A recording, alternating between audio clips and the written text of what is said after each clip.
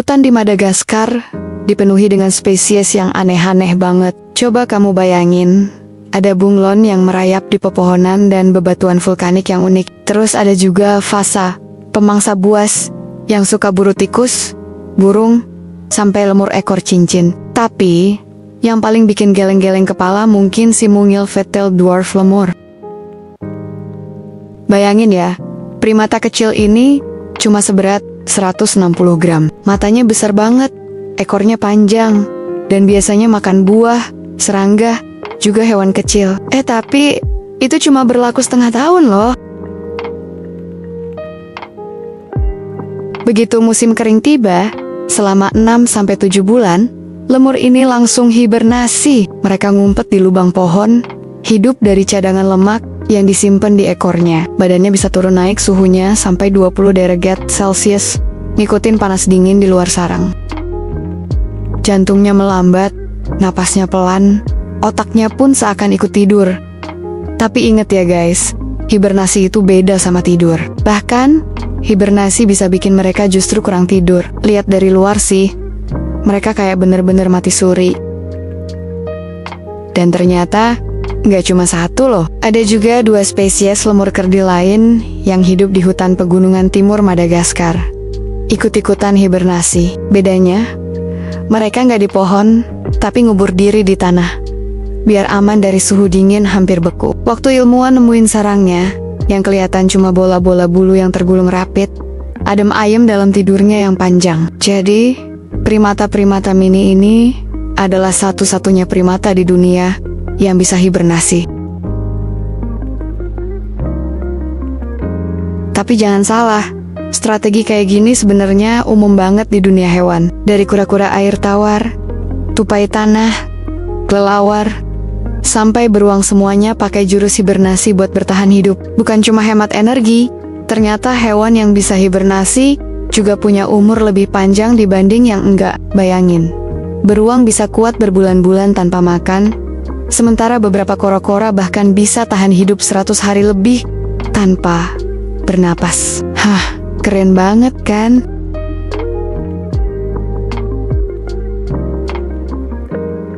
Nah, manusia sebenarnya udah tahu soal hibernasi ini sejak zaman kuno. Bahkan Aristoteles pun udah nyebutnya. Tapi rahasia gimana cara hewan-hewan ini bisa tahan tanpa kehilangan otot, tulang, bahkan sel otak, masih jadi misteri besar sampai sekarang. Dan pertanyaan paling seru adalah, bisa nggak ya, suatu hari nanti, manusia juga ikut hibernasi? Kisah hibernasi ini ternyata berawal ratusan juta tahun lalu, waktu daratan bumi masih nyatu, jadi superkontinen bernama Pangea. Di masa itu, ada hewan aneh bernama Lystrosaurus, sejenis hewan berkaki 4 dengan taring di rahang atas. Ukurannya ada yang sebesar babi, tapi ada juga yang bisa sepanjang 2,5 meter. Walau bumi kala itu jauh lebih hangat, ujung selatan Pangea tetap masuk lingkaran kutub selatan. Jadi tiap tahun ngalamin malam panjang tanpa matahari. Waktu para ilmuwan membandingkan fosil Lystrosaurus dari Antartika dengan yang dari daerah utara, mereka nemuin tanda pertumbuhan di giginya yang mirip banget dengan pola stres tahunan pada hewan modern yang hibernasi. Jadi kemungkinan besar nenek moyang mamalia kita ini udah bisa hibernasi sejak dulu kala. Kemampuan hibernasi ini kuat banget kaitannya sama cara reptil ngatur suhu tubuh dan metabolismenya. Kalau biasanya kita sebut reptil itu berdarah dingin, istilah ilmiahnya sebenarnya ektoterm. Artinya, mereka nggak bisa produksi panas tubuh sendiri, tapi harus ngandelin suhu luar. Makanya kita sering lihat kadal, ular, atau buaya berjemur di bawah matahari biar hangat. Kalau dingin, mereka pun bergerak lambat. Strategi ini punya keuntungan besar. Mereka nggak butuh banyak makanan untuk bertahan hidup. Banyak hewan bisa shutdown, alias matiin tubuhnya, sementara pas musim dingin, dan tetap bertahan hidup, meski tanpa makan berbulan-bulan. Ada juga yang pakai strategi torpor harian, semacam mini hibernasi, tapi cuma sebentar, dan gak terlalu ganggu tubuhnya. Kalau mamalia berdarah panas, seperti kita berbeda. Kita ini endotherm, artinya bisa menghasilkan panas tubuh sendiri lewat metabolisme. Bagusnya, kita bisa tetap aktif meskipun suhu dingin menggigit. Tapi konsekuensinya, kita harus makan lebih banyak. Dan jujur aja, kita jauh lebih susah bertahan tanpa makanan ataupun menghadapi musim dingin panjang. Pertanyaannya, gimana sih nenek moyang kita bisa berevolusi dari reptil berdarah dingin atau ektotherm jadi mamalia berdarah panas atau endotherm? Itu butuh lonjakan metabolisme yang luar biasa besar. Dan jelas, nggak mungkin terjadi sekaligus. Para ilmuwan sekarang percaya pasti ada langkah peralihan. Hewan purba seperti Lystrosaurus mungkin sudah bisa menghasilkan panas tubuh sendiri, tapi masih punya trik untuk nurunin suhu saat musim dingin atau pas makanan langka. Dengan kata lain, hibernasi bisa jadi warisan kuno dari masa kita masih mirip reptil, sebuah peninggalan prasejarah yang ternyata masih dipakai oleh banyak hewan sampai hari ini. Dan reptil, sampai sekarang, tetap jadi contoh paling ekstrem soal hibernasi. Teknik mereka luar biasa. Bikin bisa bertahan di kondisi yang pasti bikin hewan lain mati konyol. Contoh terbaik adalah kura-kura air tawar, seperti painted turtle dan snapping turtle. Nah, hibernasi mereka ini punya nama khusus, brumasi, karena hidup di wilayah utara yang dinginnya kebangetan. Mereka harus punya trik super untuk bisa survive selama musim dingin panjang.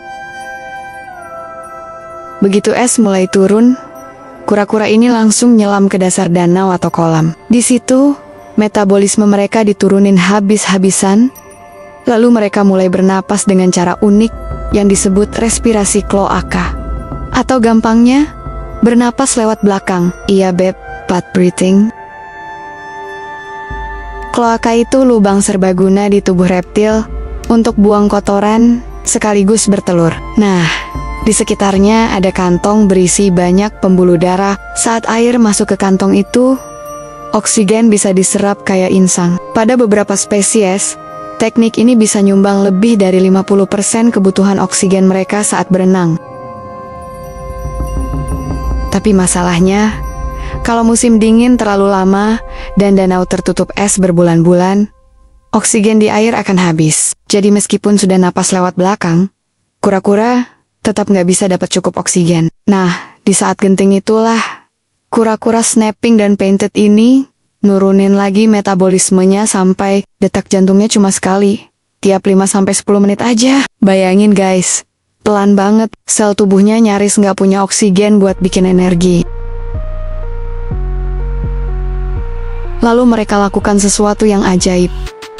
Beralih ke respirasi anaerobik, artinya tubuh mereka mulai pakai glukosa buat bikin energi tanpa oksigen. Kita manusia juga bisa pakai cara ini, misalnya pas olahraga berat, tapi jelas nggak bisa buat bertahan hidup, karena metode ini bikin darah penuh asam laktat. Pada hewan biasa, kondisi ini bisa bikin mati.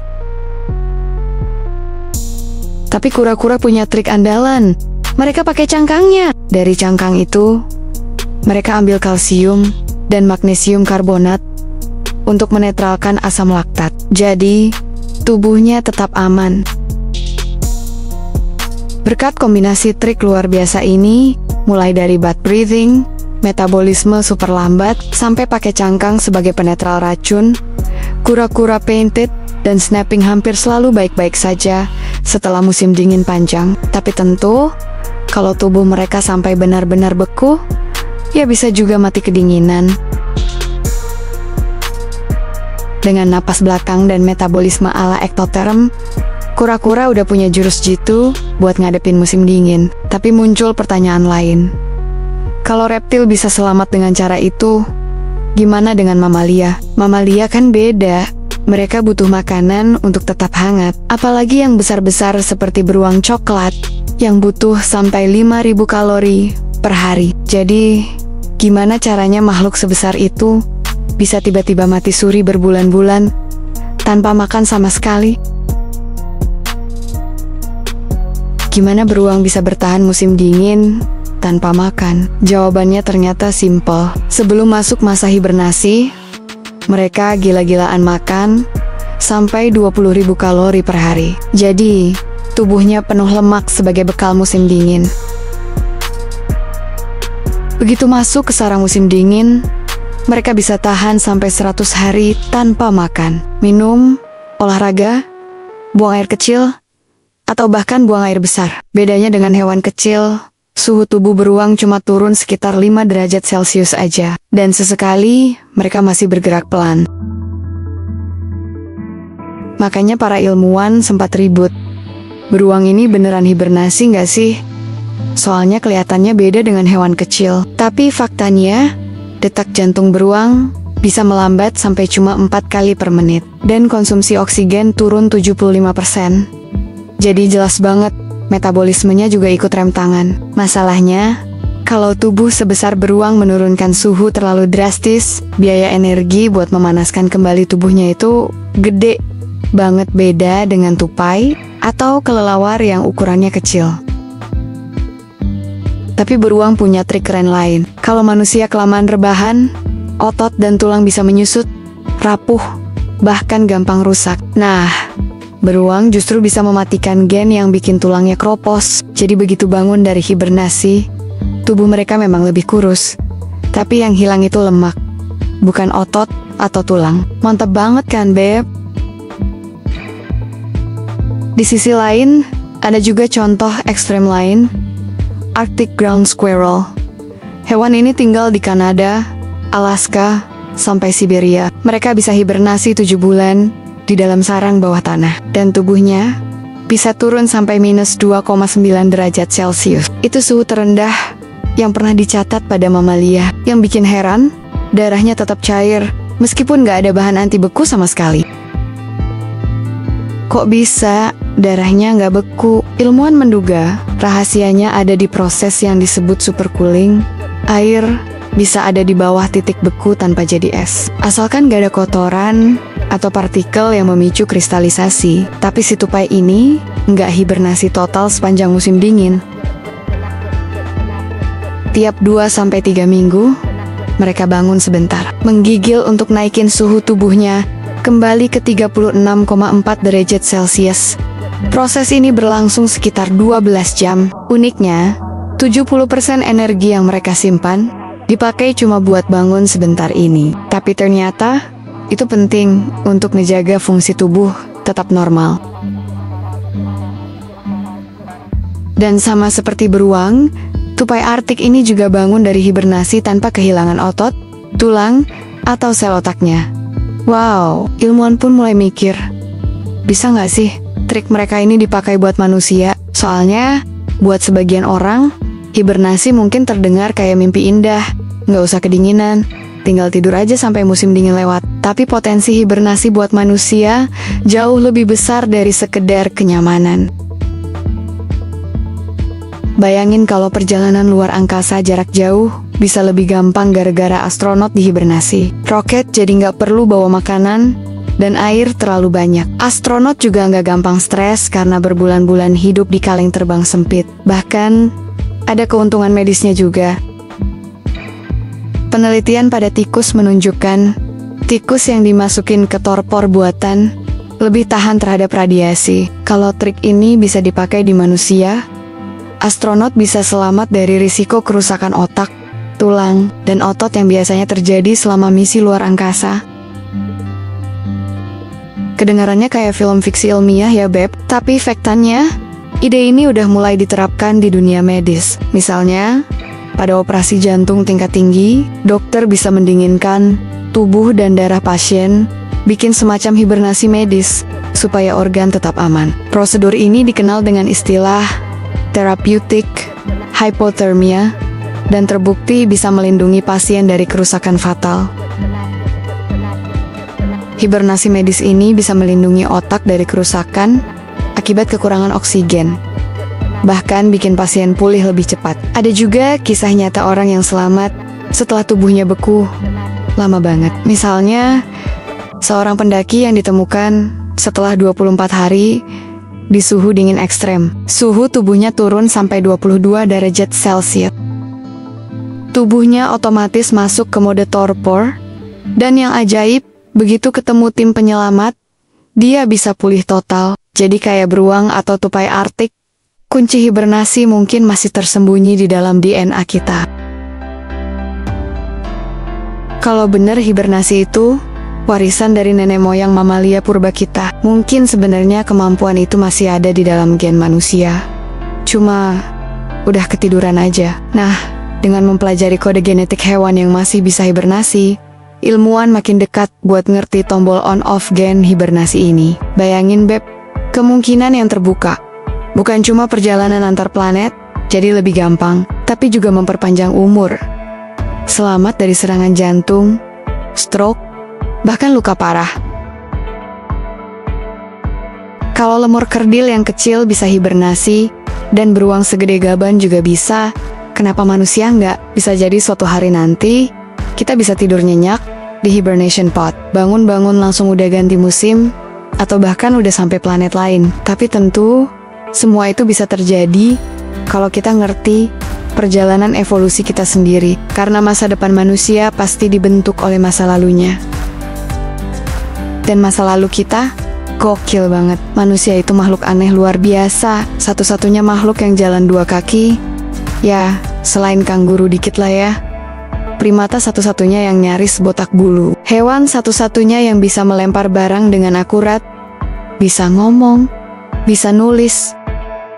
Otak kita segede superkomputer, padahal tubuh kita mestinya nggak sanggup bawa. Tapi toh, kita ada di sini. Kenapa kita jadi weird banget? Kenapa kita begitu jauh beda dari primata lain? Itu pertanyaan besar yang bikin ilmuwan pusing 7 keliling. Di balik kesunyian musim dingin, hibernasi bukan sekedar tidur panjang. Ia adalah strategi bertahan hidup. Sebuah keajaiban biologis yang diwariskan alam kepada makhluk-makhluknya. Dari beruang perkasa, kelelawar mungil, hingga kata kecil yang membeku, semua menjalani ritual alamiah ini demi satu tujuan: bertahan, untuk kembali menyapa hangatnya matahari. Hibernasi mengajarkan kita bahwa bahkan dalam diam dan ketenangan, ada kekuatan besar yang sedang bekerja. Sebuah jeda sebelum kehidupan kembali mekar. Oke, kayaknya menarik banget tentang hibernasi ini buat Dewi. Sampai ketemu lagi di episode mendatang yang tentunya tak kalah menarik. Sampai jumpa lagi dan bye-bye.